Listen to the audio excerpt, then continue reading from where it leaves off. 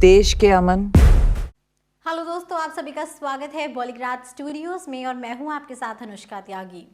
Yashraj films ने tiger 3 की release के साथ अपने जासूसी ब्रह्मांड में एक और ब्लॉकबस्टर जोड़ा है।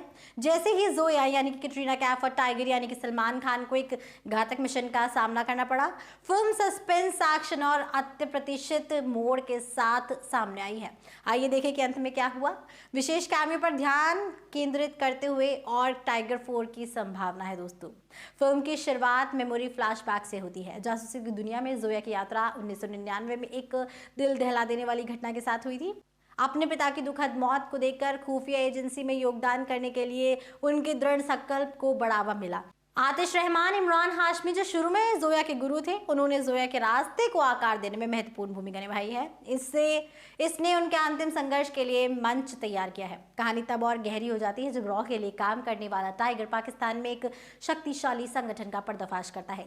इसके अतिरिक्त टाइगर का हैंडलर गोपी जोया पर संदेह जताते हुए एक संभावित डबल एजेंट का संकेत देता है। डबल एजेंट के रूप में जोया के रहस्य उद्घाटन से कहानी की जटिलता बढ़ जाती है, जिसमें आतिश रहमान टाइगर जोया को पाल कोड से जुड़े एक खतरनाक मिशन में शामिल कर देता है।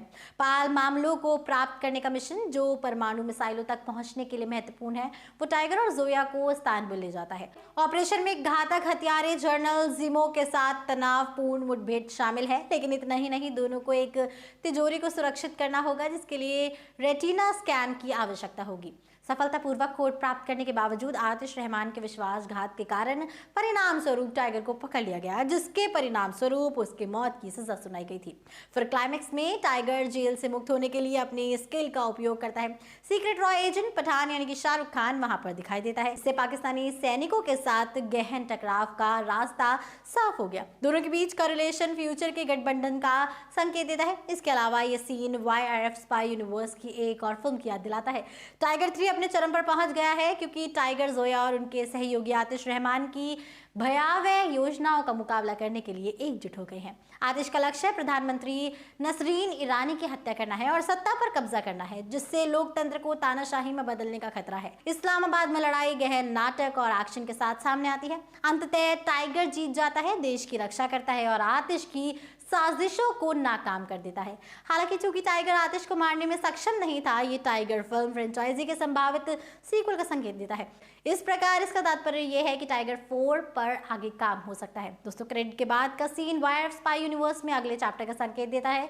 कर्नल लूथरा कबीर को खतरनाक दुश्मन के साथ सावधानी से चलने की सलाह देते हैं। ऐसे व्यक्ति जिसके पास खोने के लिए कुछ नहीं है, ये जासूसी जगत के भीतर भविष्य में होने वाले मुठभेड़ों और संभावित लड़ाई झगड़ों के लिए मंच तैयार करता है।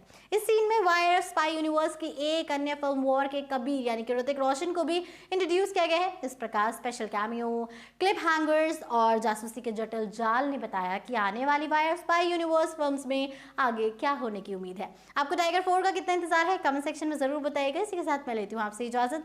हमारी आज की राइटर है मनीषा जैन।